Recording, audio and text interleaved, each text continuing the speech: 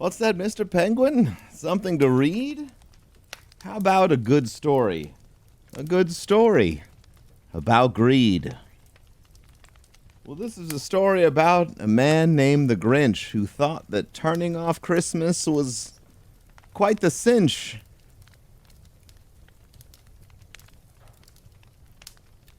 But he learned a few things along the way, and that's why his heart grew 3 times that day.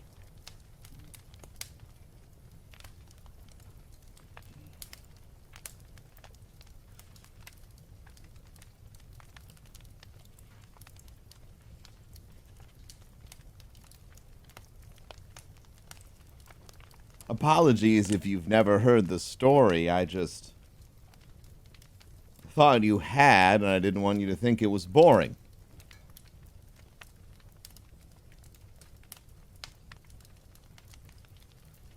Oh, no, I get it. That's a joke. You got me, Mr. Penguin. I thought I was going to choke. How the Grinch Stole Christmas. For Teddy Owens. By Dr. Seuss.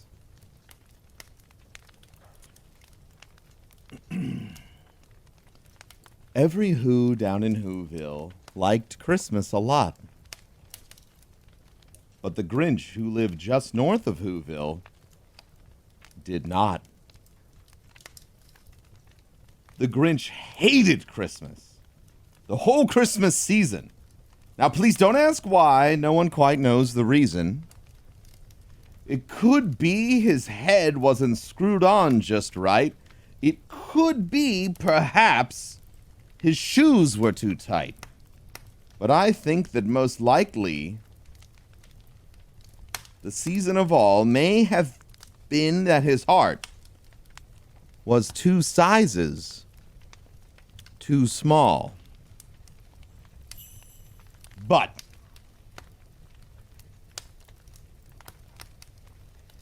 whatever the reason, his heart or his shoes, he stood there on Christmas Eve hating the Whos, staring down from his cave with a sour, grinchy frown at the warm lighted windows below it in their town, for he knew every Who down in Whoville beneath was busy now, hanging a mistletoe wreath. And they're hanging their stockings, he snarled with a sneer. Tomorrow is Christmas. It's practically here. Then he growled with his Grinch fingers nervously drumming. I must find some way to stop Christmas from coming.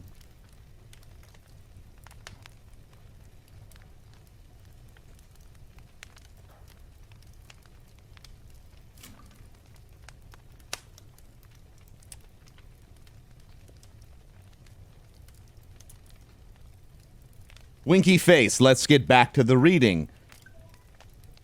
My vocal percussion is drumming. For tomorrow he knew. All the Who girls and Who boys would wake bright and early and then rush for their toys. Oh, and then, the noise. The noise, noise, noise, noise! That's one thing he hated. The noise, noise, noise. Noise.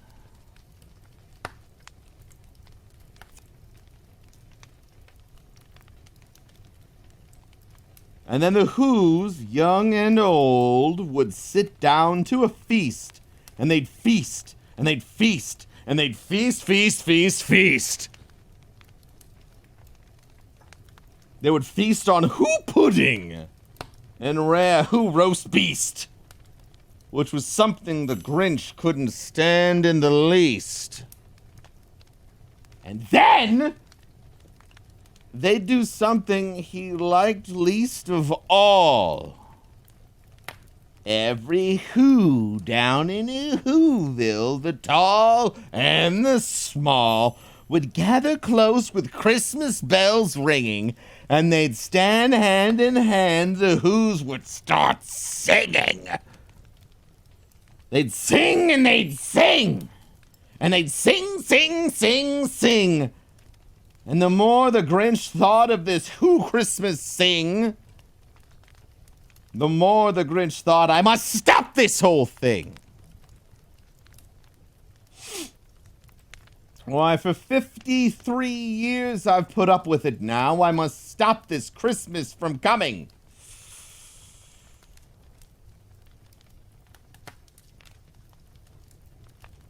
But how?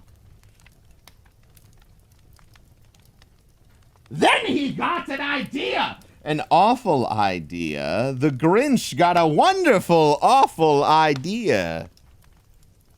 One you might say could come from IKEA.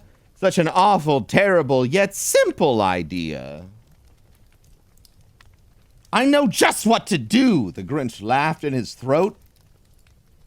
And he made a quick Christmas Claus hat and a coat. And then he chuckled and chuckled. What a great Grinchy trick! With this coat and this hat, I look just like Saint Nick.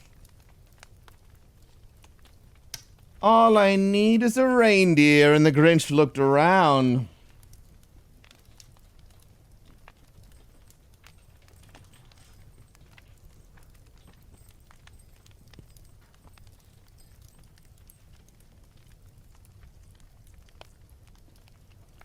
But since reindeer are so scarce, there were none to be found. Did that stop the old Grinch? No, the Grinch simply said, if I can't find a reindeer, I'll make one instead. So he called his dog Max. Then he took some red thread and he tied a big horn on the top of his head. Then, Mr. Penguin,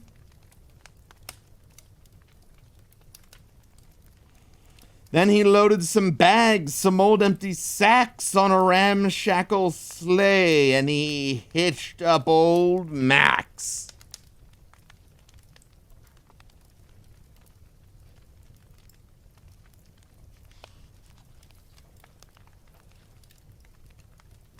Then the Grinch said, "Giddy up!"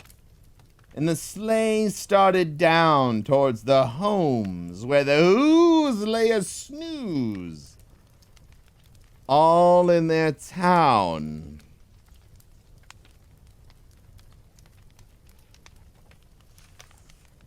And here you can see the Grinch being a badass motherfucker.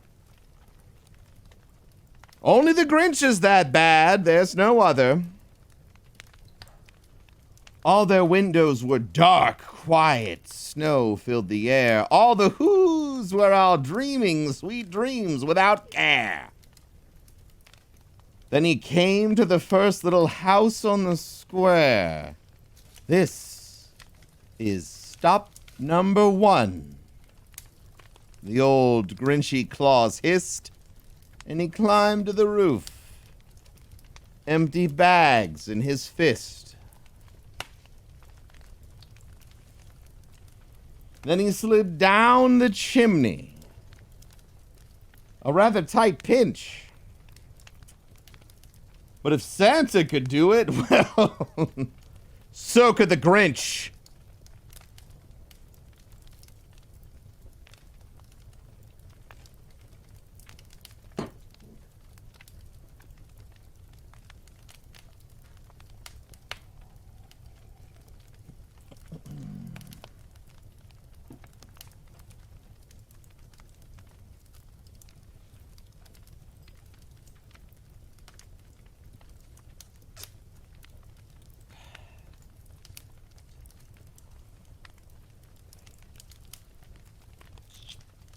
He got stuck only once for a moment or two.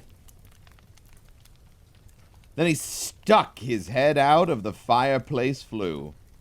there were little Who stockings all hung in a row. These stockings, he grinned, are the first things to go.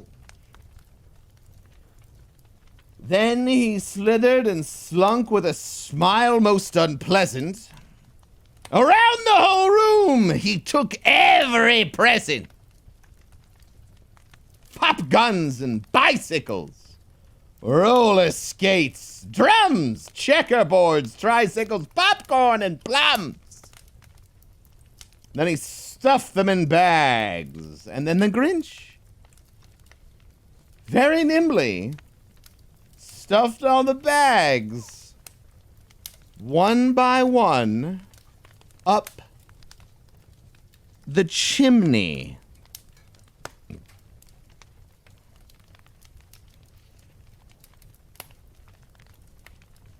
Then he slunk to the icebox. He took the Who's feast.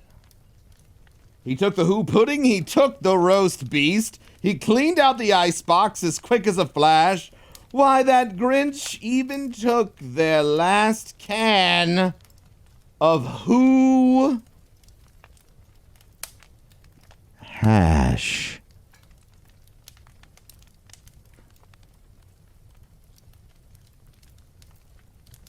See, the Who's were asleep, Mr. Penguin, quite stoned. Because every Who in Whoville, well, a dispensary they owned. Little weed shacks, never quite in shambles, paid for all the Who pudding, roast beast, and their brambles. And then he stuffed all the food up the chimney with glee. And now, grinned the Grinch, I will stuff up the tree.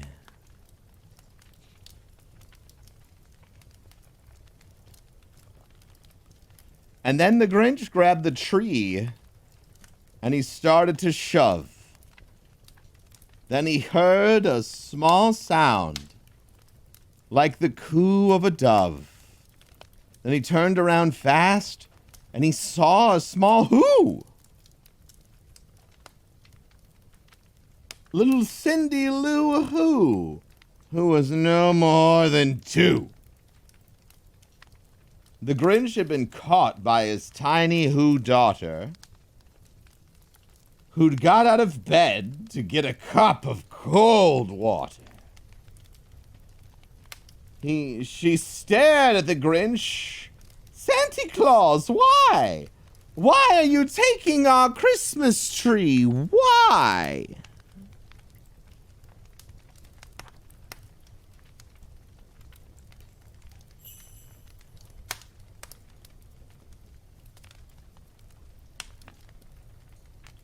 Some might be thinking Whoville's in Colorado.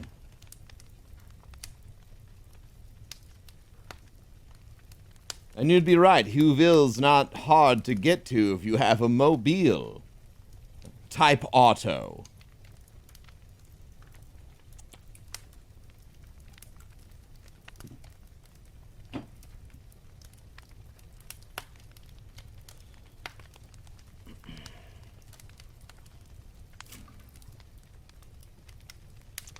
But you know that old Grinch was so smart and so slick, he thought up a lie. He thought it up quick. Why, my little sweet tot, the fake Santa lied. There's light on this tree that won't light on one side. So I'm taking it home to my workshop, my dear. I'll fix it up there, and then I'll bring it back here. And then his fib fooled the child. Then he patted her head, and he got her a drink, and he sent her to bed. And when Cindy Lou Who went to bed with her cup, he went to the chimney and stuffed that tree up.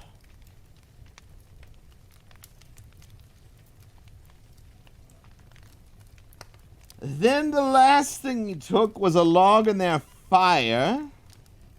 He went up the chimney himself, the old liar.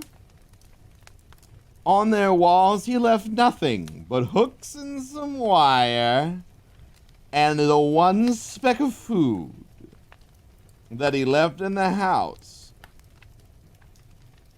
was a crumb that was even too small for a mouse.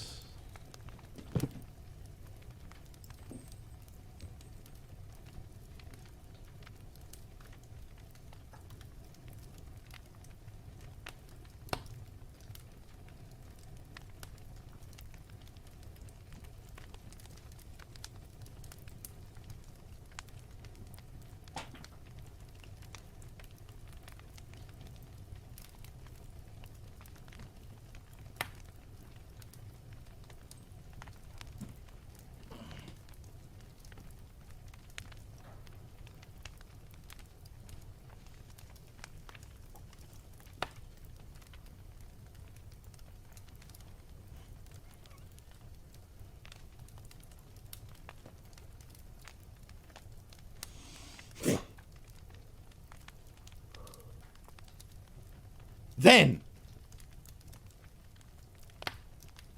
he did the same thing to the other Who houses, leaving crumbs much too small.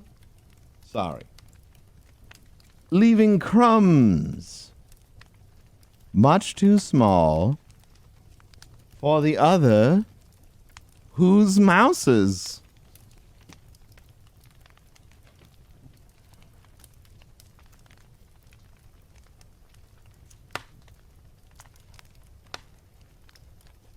And here is the Grinch and all the presents he took. What a piece of shit! Can you believe they wrote about him in a book? It was 1:15 dawn. All the Who's still abed. All the Who's still a snooze. When he packed up his sled. Packed it up with their presents, their ribbons, the wrappings, the tags, the tinsel, the trimmings, the trappings. All of it. That's what he took. He shoved it all inside of this, I don't know, Christmas bag breakfast nook.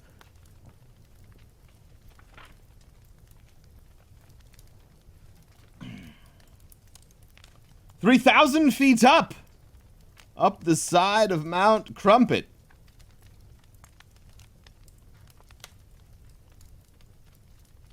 He rode his load. He rode with his load. Oh dear. Just to the tip top to dump it. Pooh pooh, all the Who's. It was clear. He was grinchiously humming. They're finding out now that no Christmas is coming.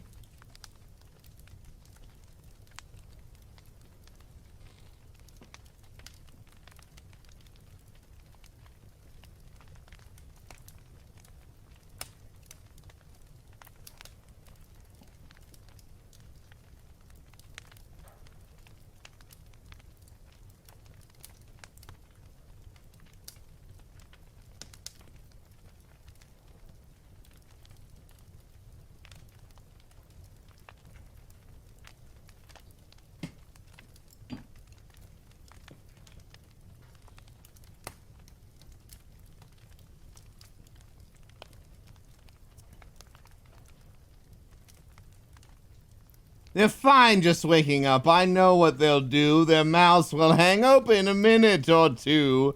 And then the Who's down in Whoville will all cry, "Boo-hoo!" "That's a noise," grinned the Grinch, "that I simply must hear." So he paused. And the Grinch put his hand to his ear. And he did hear a sound rising over the snow. It started in low and then started to grow. But the sound wasn't sad. Why, the sound sounded merry. It couldn't be so. But it was merry. Very! He stared down at Whoville. A Grinch popped his eyes, and he shook. What he saw was a shocking surprise.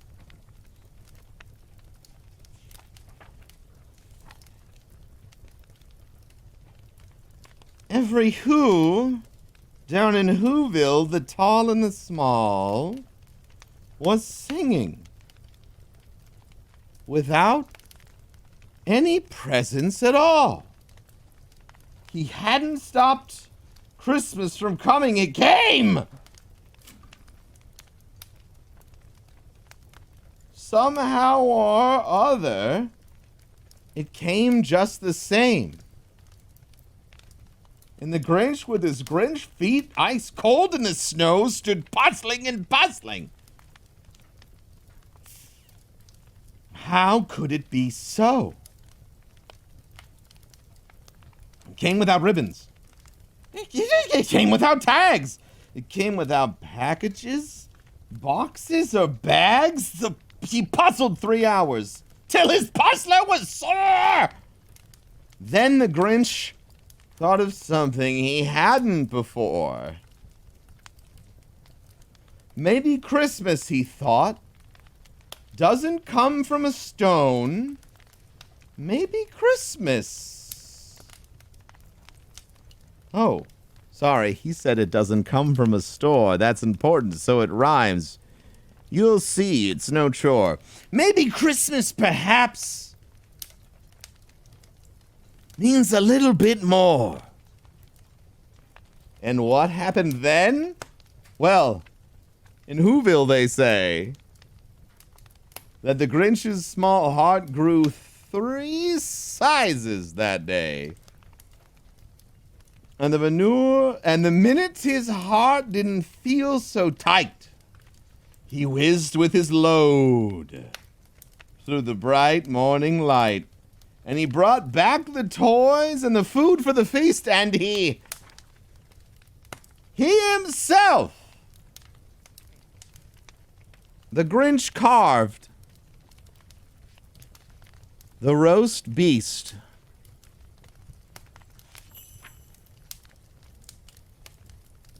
And that, Mr. Penguin, is a story of how we can learn.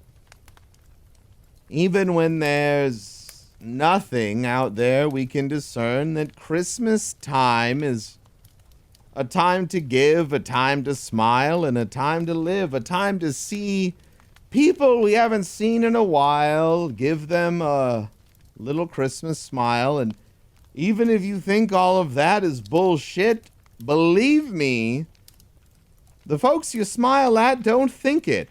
And just like Mr. Grinch, we can celebrate Christmas like it's here to stay. And that's how the Grinch stole Christmas.